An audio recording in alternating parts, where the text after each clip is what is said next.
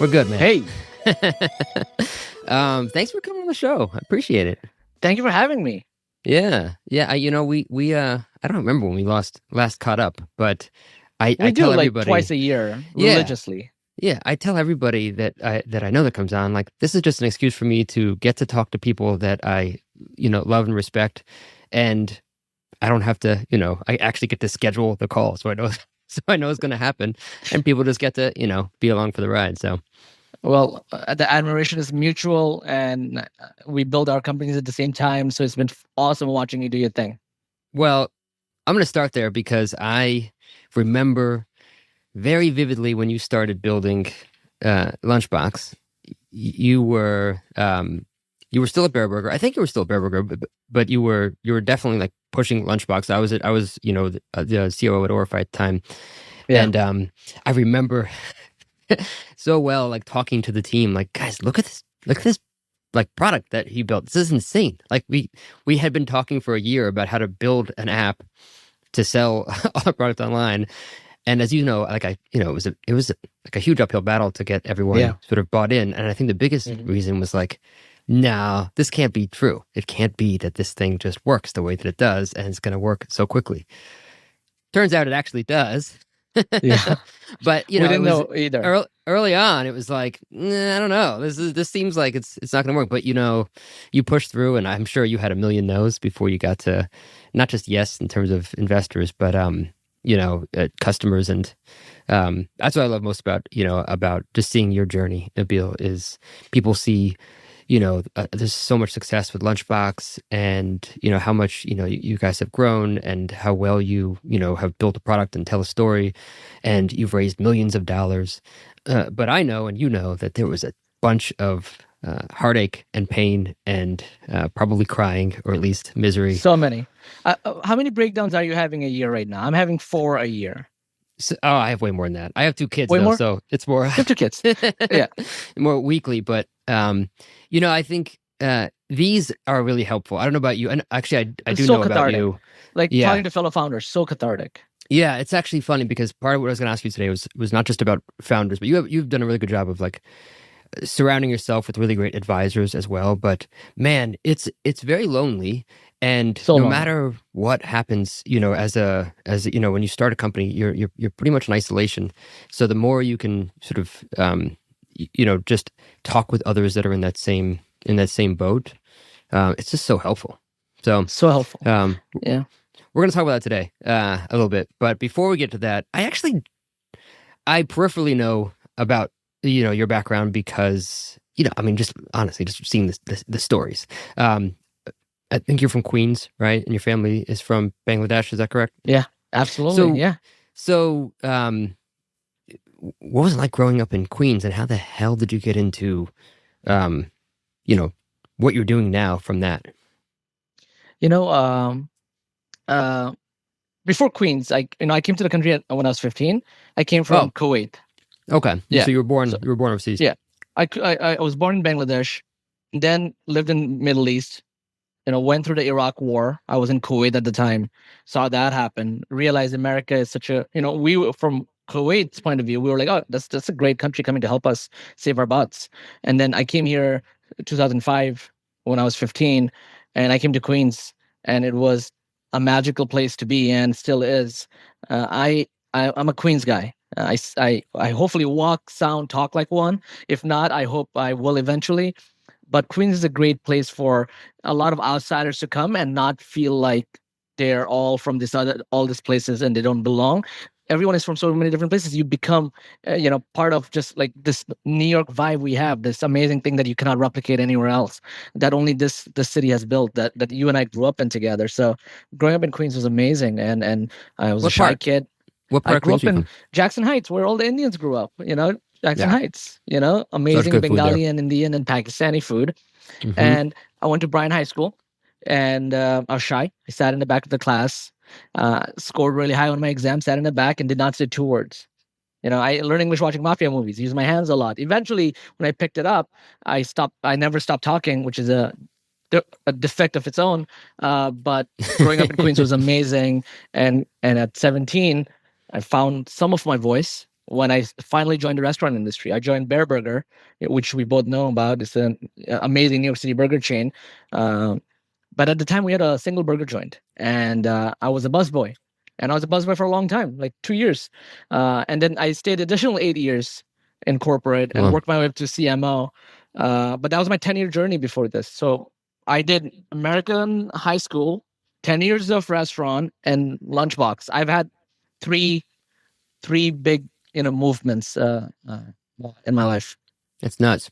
And so we're going to talk a lot about Lunchbox today, but Queens also has so much good food. I remember, I mean, it's still around. It's not the same sort of, intensity of everybody going there as it used to be. But there's a place called Shriepa Pie that everybody used to go to for Thai food. In Woodside.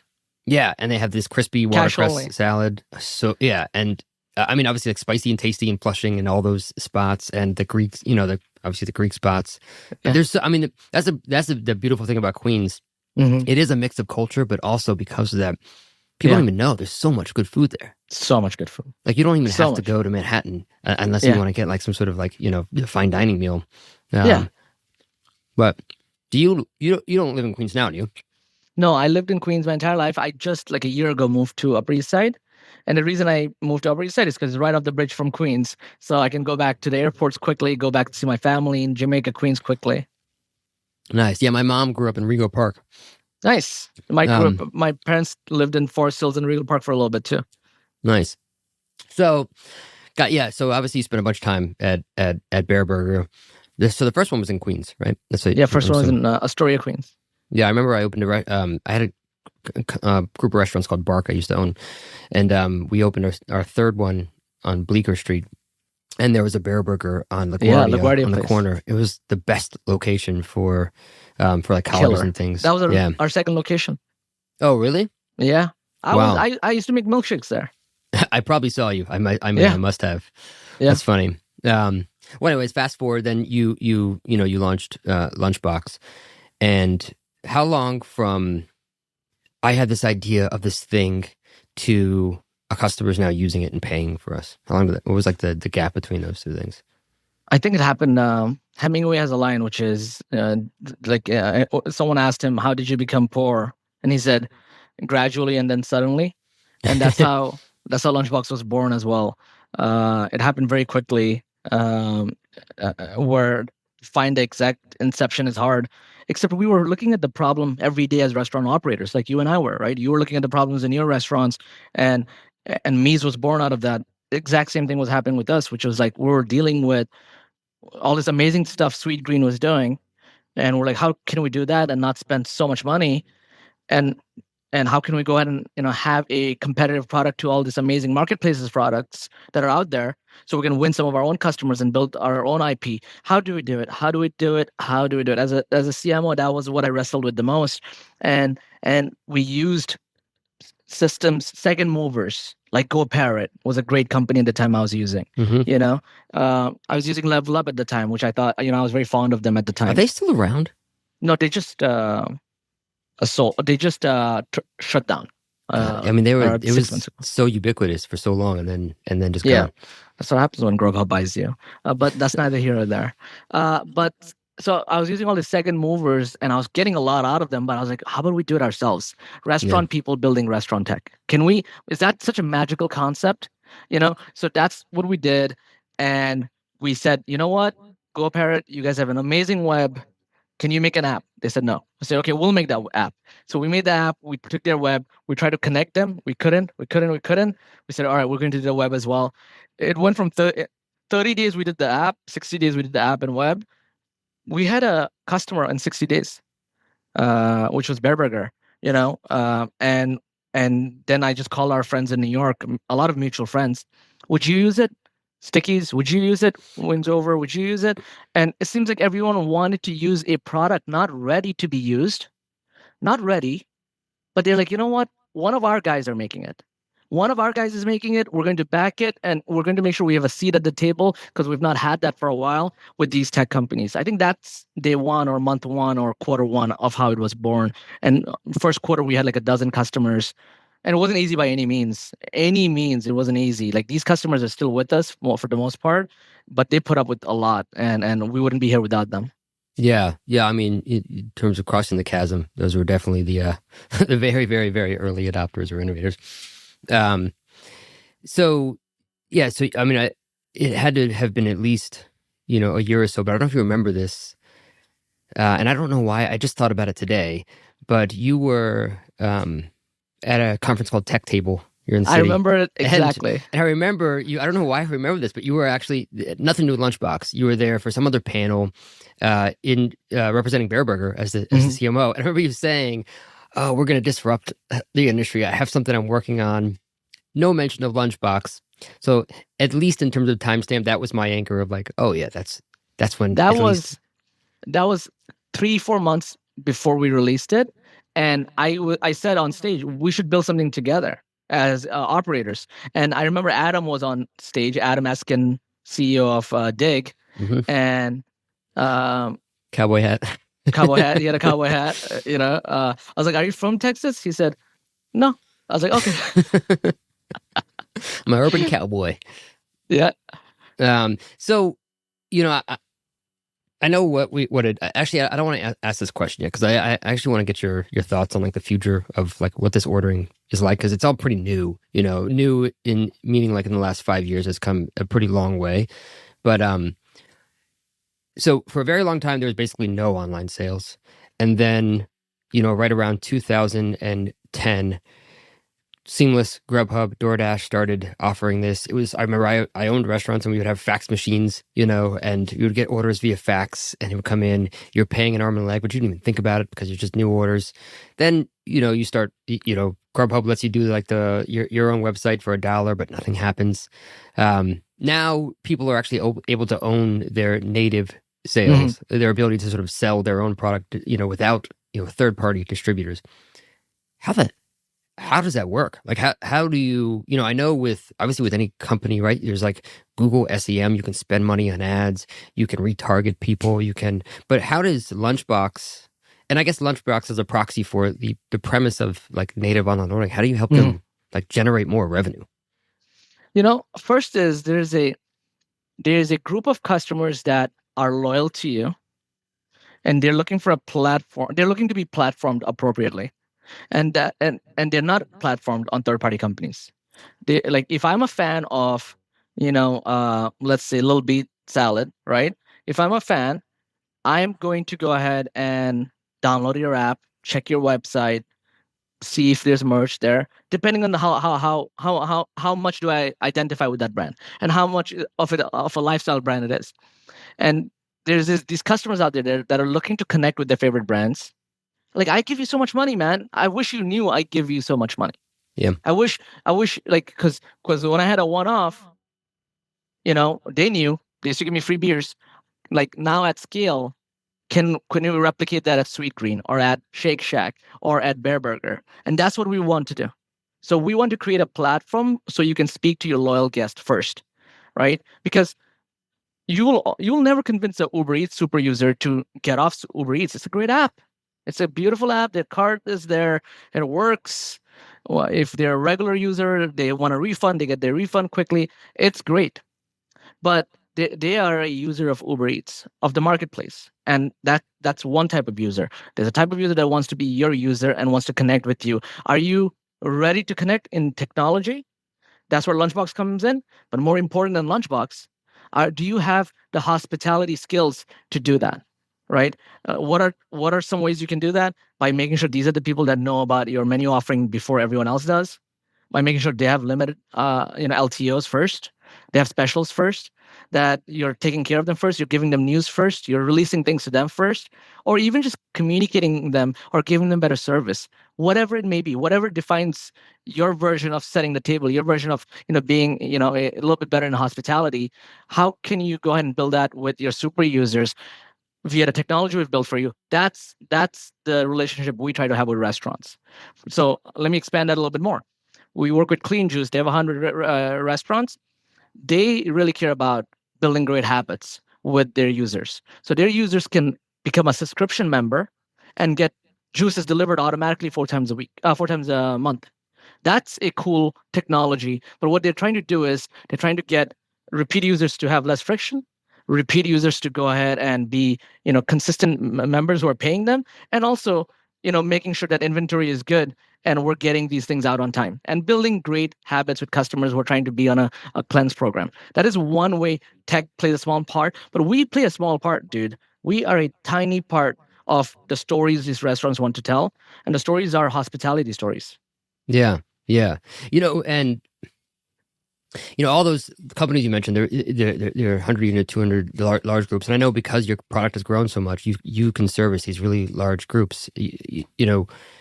Just thinking through like how someone gets started. Let's just say I'm the next Sweet Green, but I have one location, or I'm a fine dining restaurant that crushes it, and I also have this really good sort of takeout. I'm sort of starting to scale.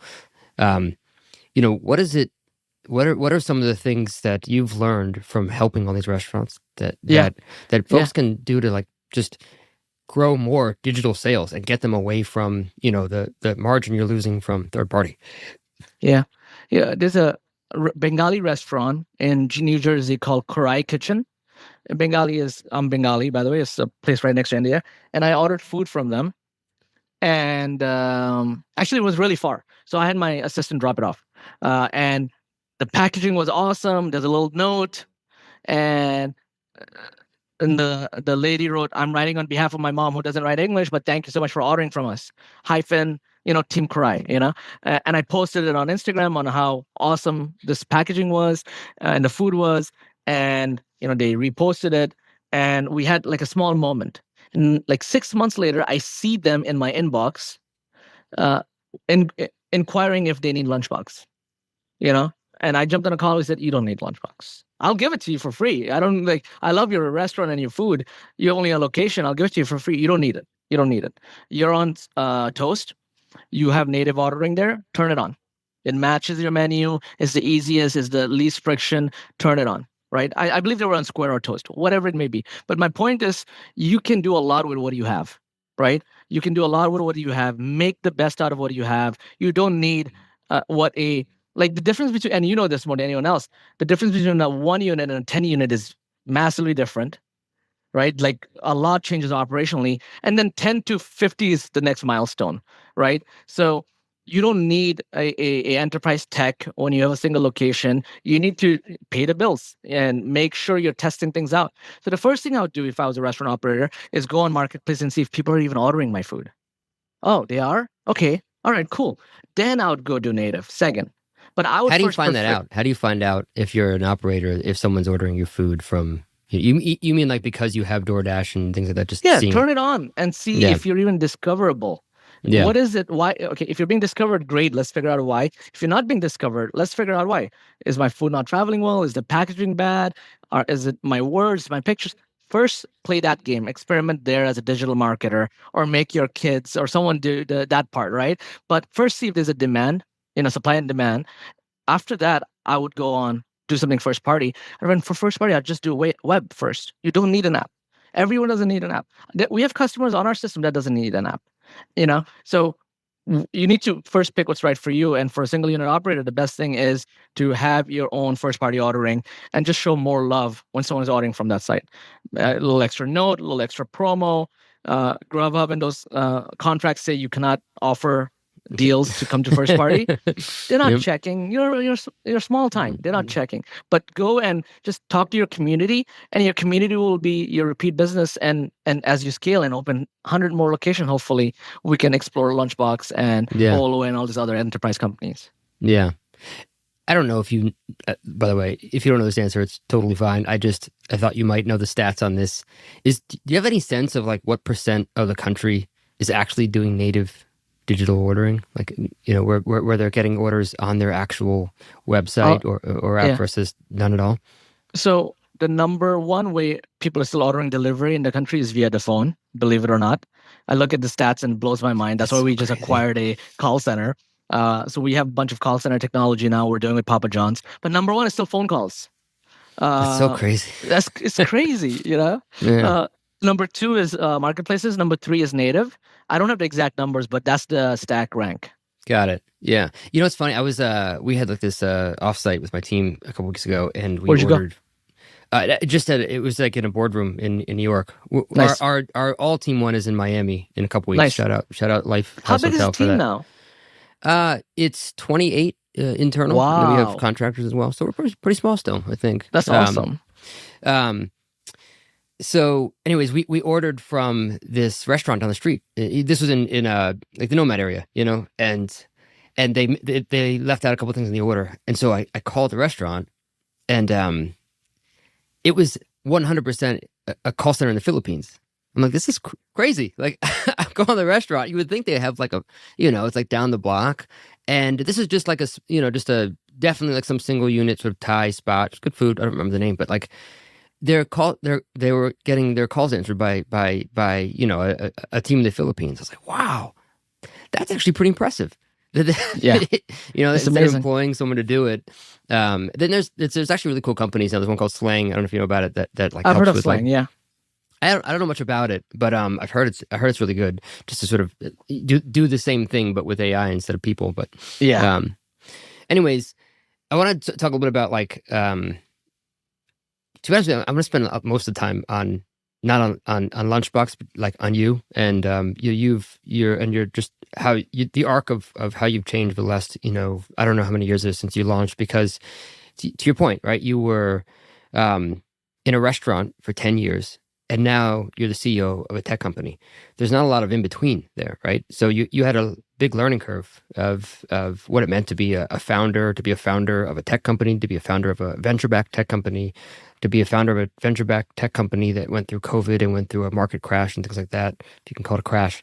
So there's a lot I think that would be interesting to kind of dig into. But like, what are like if you had to think about like what are like the worst decision that you've made in the last 5 years, and the Yeah. best? Do you have a sense of like I what have the those? worst ready. I have the worst ready because we're founders. We think about them often, especially when we accidentally wake up 2 in the morning and can't go to bed anymore because the brain started again. Mm-hmm. Uh, Going remote is my biggest regret. I wish we never went remote. Um, I wish we never went remote. You cannot put the toothpaste back in the tube, Mm-mm. but we were a COVID company and we didn't know any better. Oh, you can hire cheaper talent if you go remote. That was a fallacy. That's a lie. Oh, you can hire cheaper talent if you hire Canadians. That's not true as well. The countries the salaries have become the same across the board, no matter where you live anymore. And For the most part. And so my biggest regret is going remote. Some of our top performers are members that live far away, that don't live in New York. But I'm still allowed to have regrets. And the regret is I wish we had an office. I wish we had that buzz. I wish we had that camaraderie. I wish we got into arguments and went for drinks at the end of the day and figured it out. And I wish we had all of those things, but we don't. So that's my biggest regret. Um, By the way, it's so true. Yeah, once you go remote, you can't change it because everybody's scattered. Where are you going to put your office now? You're going to have three offices. I mean, you can, yeah, but it's tough, and obviously then kind of defeats the purpose of being remote yeah, because it's more expensive. yeah. What about like the best decision? The best decision I made. I mean, there's so many. No, that's so many. There's so many bad decisions I made, but the best decision I think I've made. Like the way I formed our leadership team. It's a nice blend of industry leaders. Industry like there's folks like Amy Hom in there. There's folks like Chrissy from Spot On. You know, and then there's people who have or 25 best marketer in the world leads my marketing head of marketing. 25 never was a head of marketing before, and is crushing it, right? And our leadership team is like a nice blend of all the two groups that just gets along, just like like when we in the Monday morning we're exchanging information what we did over the weekend, and I'll hear the different age groups and different backgrounds share what they're doing, and it's just hilarious to hear how a common mission has really brought us together and has made us better for being so different than each Yeah, other. yeah, So I'm very proud of that leadership team. They are amazing. I love that, man. I mean, I don't know about you, but typically that comes, and I love our leadership team as well. Um, typically that comes, at least for me, it did, with like a lot of mistakes before that of Oh my the God. wrong hires, Has not anyone because they built were a the team wrong without? people. Oh my God. I don't even Yeah, want to think about the mistakes I made before that where the iteration is now this current team. yeah. And what's interesting with that is it can be the wrong hire that's also an incredible person, but just not for that job or at that time, or Oh for the yeah. thing that you need. That's my biggest weakness. Hiring amazing people, but the wrong stage of Lunchbox. Hmm. Yeah. Yeah. Yeah, absolutely. Well, you talked about like different ages in the age group, and I think we're probably at least a decade apart in age. You Um, know, always, I've said this to you always, you're aging like fine wine. I appreciate that, I've man. said this to you I before. do. You know, I've said this to You you know, when we're not being recorded. I know, you have, and I appreciate that. But I'm curious because you forget once you get older what like the younger part, and it's easy. I love seeing when people start something so early and then and it kicks off and then they start to learn more from it and grow from it. And there's got to be a lot of advantages of being a young founder, and there's probably some Mm. disadvantages as well. And I have to imagine you have thought about at least a little bit both of those. I'm curious, like your perspective on like what has been helpful about being such a young founder, and what are the things that you find actually to be blockers or difficult about it. You know, I'm a series of accidental wins and mistakes that have come to the point I have today, somehow stumbled here. And the first thing I do is I love and give grace to myself for all the things I've done wrong. You know, like it's fine. You were doing your best. I wish you did not. I wish you were a little bit better, but you're fine. Stop being so hard on yourself. So that's the first thing I really had to learn to do in 2023. Like that inner critic was very powerful, and I had to be like, "Can you calm down a little bit? All right, like you're a son of a taxi driver and a mom who's a Dunkin' worker. You're doing fine. Can you relax?" Okay, so like that's the first thing I'll say, which is it's easy to go back and look at these things, but I really had to work hard on stop being so negative to myself and like start being like a little bit kinder.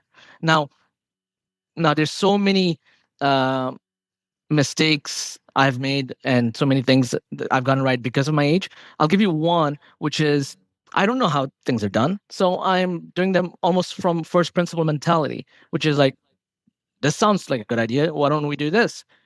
Well, that's not how you do that. Why not? Well, that's not how we did it. Why not? So that's an advantage, right? But sometimes there's a reason something was done a certain way, and you need to realize that, the maturity and the intelligence is realizing when do you use first principle and when do you go ahead and stick to tradition. I think the smartest person in the room is the person who knows when to pull and push those levers. So, I mean, I see that all the time happen. I think another mistake I made, and this I'll give you something more explicit, which is when I was building this company and brand, I was very loud and I was very aggressive, and I was a restaurant operator uh, that was out there talking.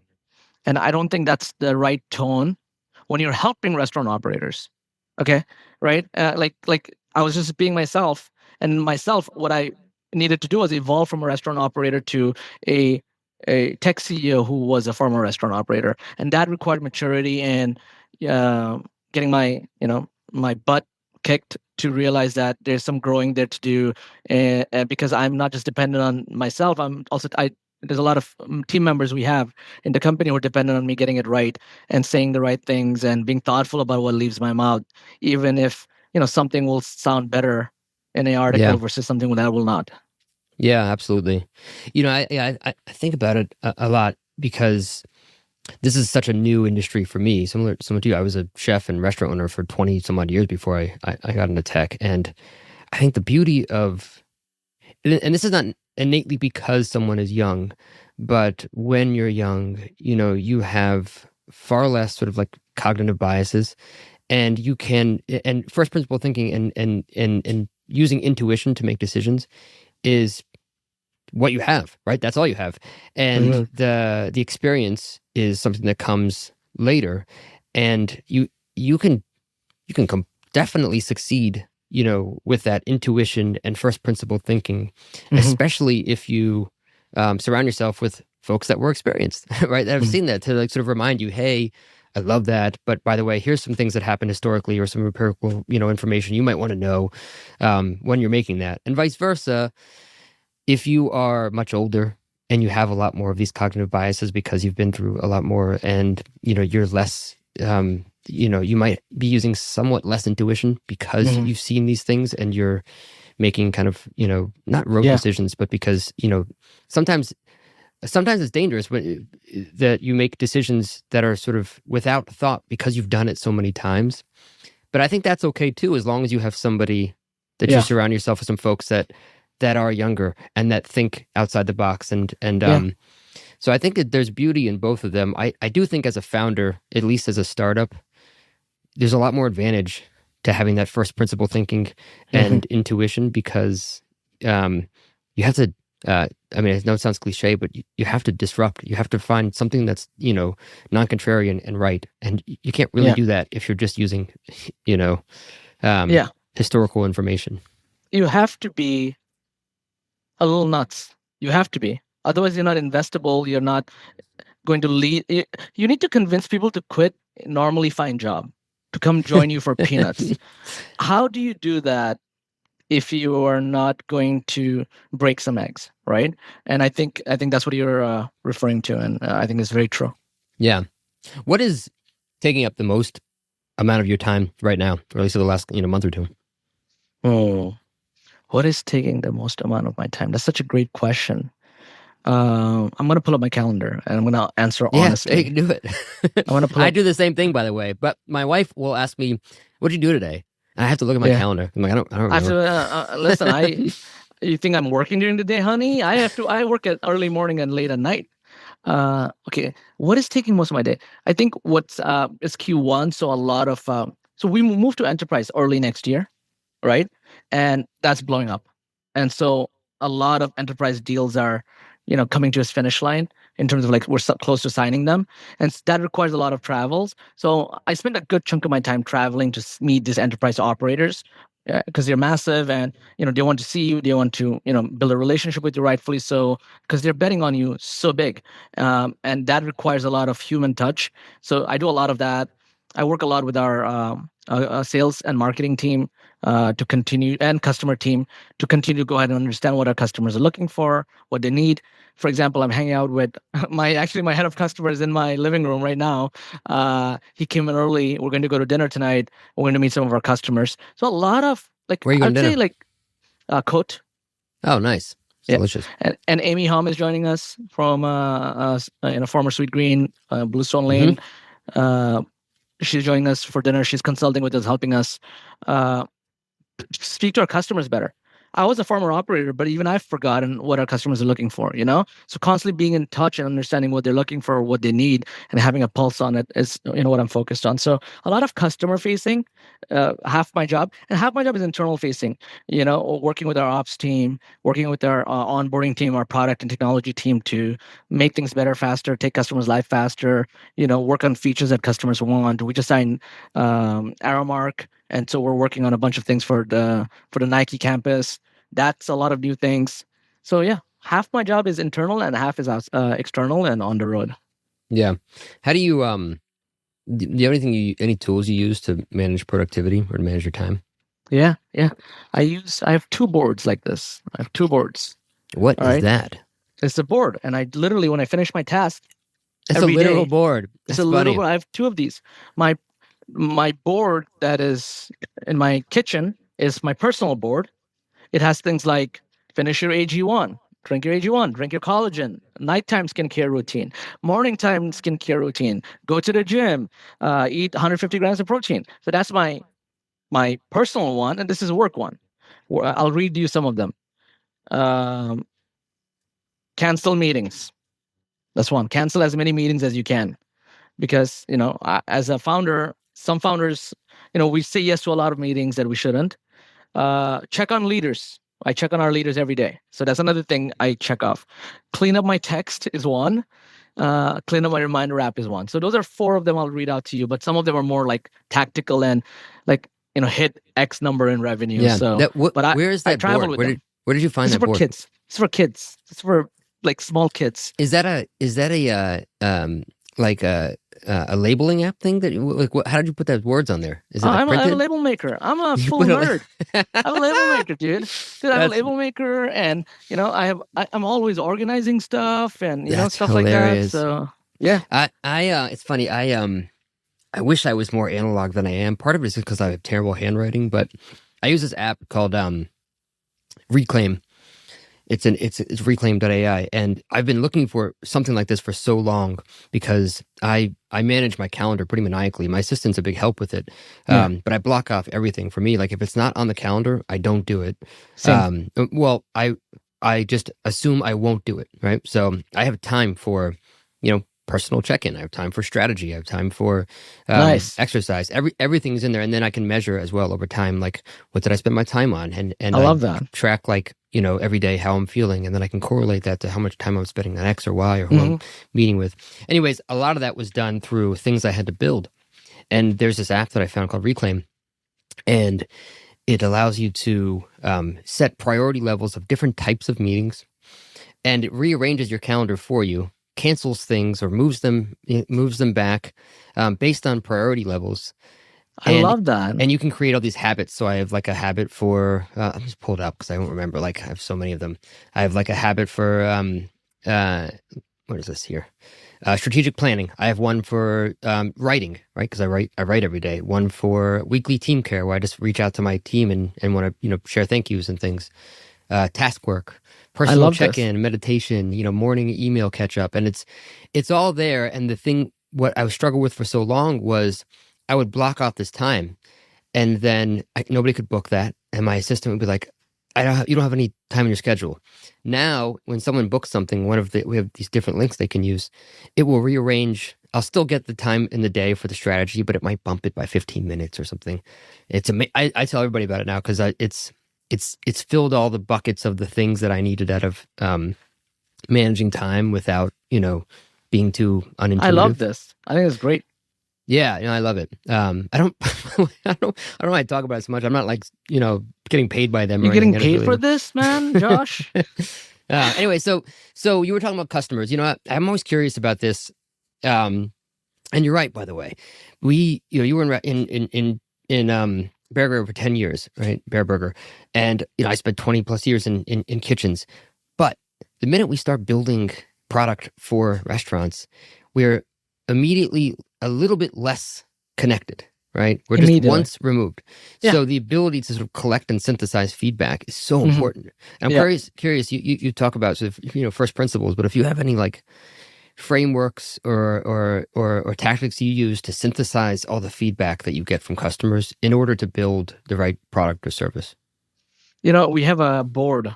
If you go to lunchbox.com, can I share my screen? I think you can. Yeah, I'm going on Lunchbox right now too. No one has. Let's try it. Let's do it. Okay. So if you go to our website, all right, and you go to the bottom. I love that you're doing this, by the way. This has never been done before on the podcast. You can go and you can see hey, can I request features? So we're going to go to the feature request. There's 269 feature requests already. And I can see all the features that are being requested by customers and our team members and potential new customers. And we are like, all right, what are the top features? Let's build it. In fact, when I talk to customers and they tell me, hey, I really need, loyalty, bank loyalty, I'll go in there myself and I'll put a note in there. Right. So some of these are our customers. Some of these are our employees. Stacy works at Team Lunchbox. That's our head of customer. So we're having this conversation together, but we're also having them during drinks. We're having them when we're meeting up for food. And so we're collecting all of that and we're putting it here and we're making it very clear that this is what our customers want, So that's one way we collect data and make that data a little bit more actionable. But more importantly, we're also, using our product. Like whenever we launch a restaurant, we're on site, and we're ordering pizza, and we're complaining about, hey, this printout came out wrong. So I think that's what we did at Operator as Operator the most, which is when you opened a restaurant, you were there on opening night. You jumped in and you started making stuff. Every operator has done this. You jumped in and you had to clean a table because the line was too long during friends and family night. Mm-hmm. If we can continue to do that as tech people, we will be better for it. And the way we've been able to achieve that is we hire a lot of former operators. A lot of IT directors work here on our onboarding team, on our configuration team. The IT director of Bareburger works here. The IT director of Stickies, I believe, works here on our product team. So these are people who have opened restaurants. They're not going to let us forget, what it means to be a restaurant operator. So that's one of the things we have done to reconnect. But I would say 2 years ago we became very techy, and I don't think it was great. We became very techy very quickly, and it's something we really had to go ahead and course correct. Yeah. It's funny. I was just having this conversation. Well, yesterday, or 2 days ago, Jordan Bosch on the podcast from Seven Shifts, and Yeah. we were talking about this, and he had a similar approach, but we have the feature request piece as well. But I think the difficult part I find is synthesizing that information once it comes in, because we have, most of my team is actually chefs, and restaurant owners, but we have a bias in that we know the product really well. So we know that button we know exactly how to get to each place. And customers often, through no fault of their own, will share the solution that they want and not the problem that they're having, the core problem, right? Yeah. Like it could mean like, hey, it's too hard to know. It's too hard to find this button. Can you move it closer, or can you make it bigger, or whatever? But the problem might be that it's people need to order faster or something. Whatever the thing is, and like being able to ascertain that from all of the disparate feedback you get from all these customers. I'm curious if like your product team has anything that they do to sort of synthesize all those feature requests you get into what is the problem that they're trying to solve, and then how you go and build something against it. I mean, I tell my product team this all the time, which is because they will always tell people all the time, tell me the problem, not the solution, And I tell them this all the time, which is you have to earn that. You have to earn. Like product teams have to work twice as hard to earn the respect than any other member in the company. And let me tell you why. You're not coding. You don't code, right? You're not an engineer, but you're telling these engineers what to do. The only way that works is you're working twice as hard for them to prepare as much as you can, and really go ahead and talk to all the stakeholders. I've talked to these customers, I've talked to the CEO, I've talked to our customer advisory board, I've talked to everybody, so you don't have to. I know you don't want to talk to these people. I've also done I've also designed the storyboard. I've also made sure when it's time to test it, you'll test it really well. I am your buddy. I'm your friend. Can you just make it real now, right? I think that's the kind of product person people want to work with. Yeah. I think any other kind of product people you don't want to work with. I couldn't agree with you more. Yeah, but most product people, I mean, listen, like most humans, 10% are great, 10% are terrible, and 80% are so in the middle, right? So are product people, so are investors, so are CEOs. So, but all of their pitch is the same. Don't tell me the problem. Don't tell me the solution. Tell me the problem. But I tell them you got to earn it. You have to. You're totally right, especially in the restaurant business. I remember one of our product folks that was like late to a call for a customer, and I was like, "No, that doesn't happen." That said, it's funny. As you're saying that, I'm thinking about like what is a parallel to a product person in say the restaurant industry? Because like if you think about it, a chef creates a menu, but he's also cooking everything, testing it. Coming up with how he's going to sort of present it, and what are the like ingredients used, and what he's going to cross utilize, and he might then have the team actually execute that every day, but they're building it. They're actually building it first, and there isn't really someone that's just like comes up with an idea for a menu, completely specs it out, and then has someone else go and execute it. There's no real parallel to that, and it's true. It's such a it's a very difficult job to it's like a founder. add value, It's like a founder. Imagine being a founder who never got their hands dirty in the early days, and then they get to your stage and they're like, you need to do X, Y, and Z. right? You can understand. You like when a founder works really hard in the early days, that becomes a legend. Tony Shu delivering food, or Steve Jobs in the garage making those keyboards one at a time with his girlfriend and Wozniak and others. When founders work their butts off on day one, those are legendary stories where they can now they have earned the right to now push their teams hard. Imagine a founder imagine I did not visit any of the restaurants we work with, and I told them, our customer success team, you should do that. Yeah. They'd be like, yeah, great, thanks, good feedback, Nabeel. How often are you on the road? So it's just leading by example, I guess. Yeah. Yeah. And just so that product folks that are going to hear this no, there are some really incredible product managers, product I've developers. never met one. I'm kidding. I'm kidding. They are. I have. Product if people are you haven't, essential. just listen to Lenny Rachitsky's podcast for like 5 minutes, and you'll find a couple. But Yes. All right. So by the way, I'll say one thing, and to defend the product people we've been bashing, or I've been bashing, I'll say one thing, which is whenever we do something without our product team's permission, we have to redo it.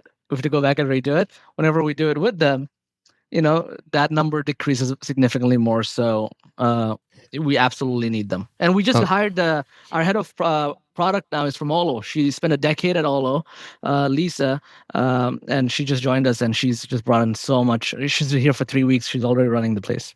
Congrats, man. That's amazing. Yeah. Okay. I've been asking this lately because I was on this like CEO retreat. I'm a part of this organization called Hampton, and we did this really cool retreat. And the facilitator did this exercise that I really loved. And basically, the question is, what makes you angry? Like, what makes your blood boil? Mm-hmm. So I'll explain why. But what makes you really angry? Like within your company, like what is the thing that makes your blood boil when it happens? First of all, Hampton, is this the one that's founded by the Million Pod? Yes. First Million. Yeah. Okay, yeah, he's an angel in Lunchbox. I was gonna join that, so let me know how that goes offline. It's great. I've been in it for a couple years. I love it. Yeah, I mean, it's, love it. I love it. I've had a really incredible experience. I can't speak for everybody, but I've loved it. Awesome. So, what makes me really angry? Blood boil. What was your answer as I think about it? So the first thing that came to mind was when someone brings me something and it's not, I can tell that there's a lack of detail and thought put into it. And I had to sort of dig into why, and it's sort of just, this distilled down to, some things that make me really, basically the end result becomes like, what do you value most personally? Yeah. But yeah, when someone brings me something and it's... I have one.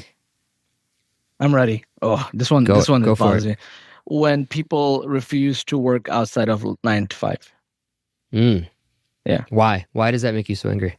Because restaurant people have no luxury. They have no luxury. They're working the hardest when we are all relaxing on the weekends. Mm-hmm. Friday nights, weekends. To serve that industry and say, maybe from our, imagine I worked with a tech, imagine you own a restaurant and your POS company is not working. Imagine you call your POS company and it's a support chat that will get back to you on Monday. Like, that doesn't make sense. Oh yeah. Let me ask you something. That doesn't make sense. Yeah. It sounds like it's not a work ethic thing. It's actually more of a respect thing. Like maybe that they don't, that there's a lack of respect for the people they serve and for the restaurant industry, as opposed to you just not working hard enough. Well, unless I'm reading it wrong. It's less about clock in as many hours as you can, because that's not sustainable. Like I tell our team, like, the most important thing you all can do for Lunchbox is take care of your health, take care of your home. I'll get so much more out of you guys if you guys do those two things for me, right? So it's not about clocking in the most hour. It's about being flexible with your hours, just like we should be flexible with a mom who needs to pick up their kids in the middle of the day, or one of our sales leader does hockey coaching, soccer coaching every day at between 2 and 3.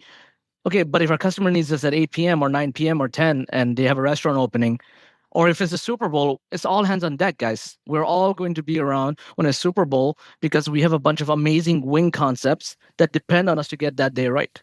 So Yeah. it's respecting the industry we belong to. Yeah. Yeah. I mean, it was the first thing that I thought of when you said it. Just Yeah. maybe just the tone in which you said it is that you value respect Yeah. highly. So, anyways, that exercise, it was a longer drawn out thing because we wrote a bunch of things down and Mhm. mine, I could share mine offline, but it was really helpful to understand, like, personally, what do we value, which, by the way, doesn't necessarily have to be what the company values, but sometimes Right. they are aligned. Yeah. Anyways, if you had to ask somebody at Lunchbox why they work there, what do you think they would say? I think they would say, and I've heard this so many times, and I need to hear it because there's days I'm sure you don't want to do this. All right. There's days you don't want to do this, or maybe moments you don't want to do this. And there's when I ask our team, why are you here or why are you working so hard? What I hear again and again is this company is their best shot at improving the industry for off premise. And I hear that, and I don't know if I've said it and they believe it, or they say it and now I believe it. I don't care where the origin came from, but this is the symbiotic relationship we have as a team, which is we think we can really improve off premise. That's great. Well, that's a great core value to have if they're working there. It's funny. It reminds me, in terms of the restaurant world, many years ago, I think this was like 2004. I was working at this restaurant called Boulet, with a very famous chef. Yeah. And it was the day that we actually lost a star. Um, and that team, like many restaurant teams, was filled with musicians and at least in the front of house, front of house, like musicians, actors, dancers, people going to law school and things like that. And I'll never forget it. Boulay, brought us all into the kitchen. He said, "Look, a lot of you here are not here because you want to be in the restaurant business, or not here because you want to build, a 4-star restaurant. Your dancers, your musicians, your actors, your, whatever you are. But I know this is a really hard restaurant to work at. But if you can give 120% at a job that isn't even the thing that you love the most, just imagine Wow. how well you'll be able to do at the thing that you do love the most." And it's stuck with me for, it's been 20 years now. That's amazing. Because, you don't always love the job that you're in. And sometimes that's okay if you know why you're doing it. And any job, and by the way, in that same restaurant at the same time, and this was, by the way, at this time, Christina Tosi was working there, and Evan Rich, and Cesar Ramirez, and Dave Santos, and PJ Kalapa. I mean, there's an amazing team All stars of chefs. And, Cesar said something as well, like this was, 4 or 5 months in, and I was like, I mean, it was not a great place to work, by the way. It was kind of madhouse. But Cesar said something that also stuck with me that was very similar. He's like, "Look, any job you have, you're going to find 100 reasons why it sucks, but only you can make it into a good job. No one else, And if you can take the thing that you're working on right now and figure out how it's going to make you better, that's how you can be, that's how you can be successful." And I think about it a lot especially with restaurants, because it can be a transient career. It can be something where you're doing it because you're getting through college, or you're working on being an actor or a musician. Sometimes you end up going into hospitality, longer term. Sometimes you don't. But in anything that you do, you might be working at Lunchbox, in CS, because eventually you want to go start some other kind of company, and that's fine too. And you might think, like, I don't need to know CS so much. I'm just going to do this because I want to experience a startup. But if you can be, the most incredible, customer success rep, that you can, knowing that, like, actually you want to do something else, you're going to be so much better at the next thing, Yeah. I love that. I do too. I don't know why I just thought about it just now, but anyways, do you? I'm pretty sure you're an avid learner. Like, you read a lot. Are there things are you measures you take, like, throughout your day, week, month, to try to like incorporate learning into what you do? Okay, so I'm going to share my screen again. Let's do it. I love this new thing. I'm going to ask people to do this. Yeah, you gotta talk is easy. Share your screen if you be about it, right? Okay, so this is my Notion board. Okay, I have everything here. All my hobbies, all the books I read, everything I do for wellness, all my friends, all my frameworks, all my core values, all my journals, my writings, my therapy notes, all my haters, how I modulate I want to see emotions. that one. I know you do. That's Uh, funny. but like each page is this detail, like, this is the biographies of the people I read, and there's a lot of them, you know, and like, I will read about, Medici, and I'll take notes there. I'll read about Carnegie. I'll read about Bezos. So I'm constantly learning about and reading about folks, because history doesn't repeat itself, it rhymes. And founders, we all come in 4 or 5 different formats again and again. We just keep on showing up, like you read about it, all of them, and you're like, oh, Bezos and Walton are the same guy, reincarnations. Elon is very similar to Benjamin Franklin. How they both had the biggest press at their time. They both, wanted to go ahead and have publication, wanted to be in government, wanted to invent. And you see them reading about each other. Bezos used to read about Walton. Elon used to read about Benjamin Franklin. And you just see, you know, us emulating from our heroes, and then also bringing ourselves to the picture. So I'm constantly learning. I'm constantly learning about frameworks and systems, and I'm also constantly failing at applying half of them or more than half of them. So yeah. I love that. Yeah, I always have I struggle a bit because I read a lot, um, but I'm a big believer, not just because I believe it's um, more helpful, but also just because the way that I operate, it's better for me. I'm a big believer in just in time versus just in case information. So meaning like I read something and then I want to, take action on that, operationalize it into my like world Oh, somehow. every CEO. Otherwise, I'll Yeah. forget it. Yeah. Yeah. Yeah. So I take notes and things like that, but it's so hard to remember all these things if you don't actually start to use them right away. It's funny. I was reading Genghis Khan. There's the last book I was on right now. I'm rereading another book, but he had this premise of well, the number 10 sticks out a lot because he would build armies, and basically it's such a beautiful lesson in scale is that everything was sort of this denomination of 10, and there were names for each denomination. So like, one person would oversee a group of 10, and then there'd be 10 groups of 10, and one one group would oversee the all 10 of the groups, and one person from that, and then of those 10, 100 and 1,000 and 10,000. And so you had these sort of blocks of like each time, there's this scale of 10 to 10 times 10 times 10, and the basically life was at stake. So you were responsible for the 10 groups that you had, or the 100 groups, or the 1,000 groups, and sometimes by death, right? So like, Yeah. if you and of course, we don't want to kill people, but the notion of using these denominations to think about how to scale a team, a process, was like fascinating to me. And that's what I love so much about, like, we just think like business books, are the ones that are going to teach us these lessons. But you're so right. I totally agree. Like, there's so much about what people do that you can apply to so many things, from cooking to entrepreneurship, to having a podcast. Absolutely. 100%. Well, we talked a lot about you and Lunchbox today. Was there other things that you think I didn't ask you that you want to share or talk about? I think as founders, we don't talk about it enough. I think we're starting to. I hope we are. But you got to put the oxygen mask on yourself before you can help the people next to you. And I think boardrooms, investors, and everyone should invest in their founders in taking care of their mental and physical health. And founders need to lean in as well. Like, you got to take care of your health. Like, I did it all of 2023, like my mental health, going to therapy, uh, building my community of friends. One of the most important things, one of the first things you throw out the window when you are building a company, and I think if you need to just do those 3 things, it's so profitable. I don't know how else to say it. It's so profitable. 'Cause what are we trying to do? We're trying to build a great company that can have a massive impact. The best way to do that is take care of yourself. And I think we need to talk about that more as founders. You gotta take care of yourself. Easiest thing to neglect, but it's literally the first thing you need to do.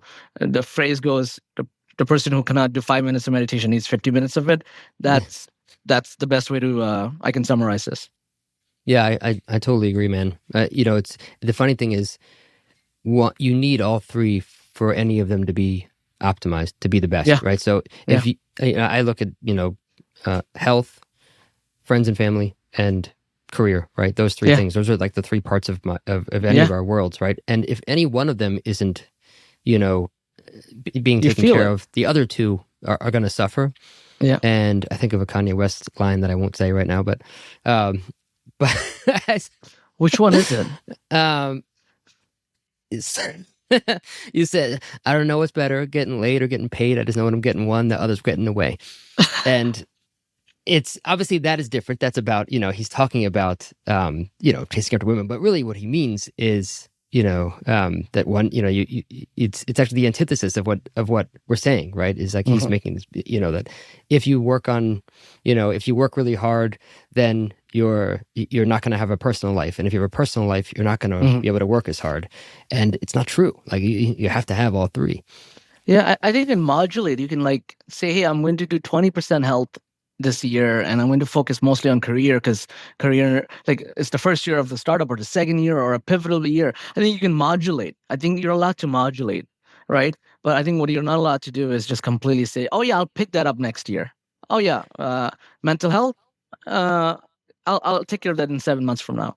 I think I think modulation is welcomed, but more than anything else, if founders understood investing in themselves is the best investment they can make in their employees, their team members, their companies, if investors also understood that, I think every boardroom would be talking about this, and every boardroom should talk about this.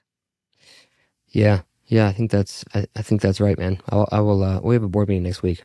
I'll talk about it then. You got to bring someone else in. You can't talk about your own mental health. You got to bring someone else to pitch it. You know. Yeah, that's probably true. Um, this was awesome, and I'm really grateful for the time and grateful to have you sharing some more of your background and on Lunchbox. And I'm also just like so. It's silly to say because I'm not anything other than we slightly know each other. I'm just so proud of what you've of built because I saw it from when it was just an idea and you were hustling to get people to say yes to what it is today. So thanks and Thank you, congrats and thank you, and more than anything else, thank you for. Oh, I never do anything this long, so I really got comfortable and was able to talk, I really forgot we were recording for a little bit, until the Kanye part came up. My point is, thank you for creating the space, and we don't hang out enough, but I feel like we've been checking in on each other religiously, and I feel like there's some camaraderie there, and I'm just the love is real, and I'm excited for everything you guys are doing as well. all right, man. Well, I appreciate it, and we will see each other in real life soon. Let's do it. So, Let's all do it. right.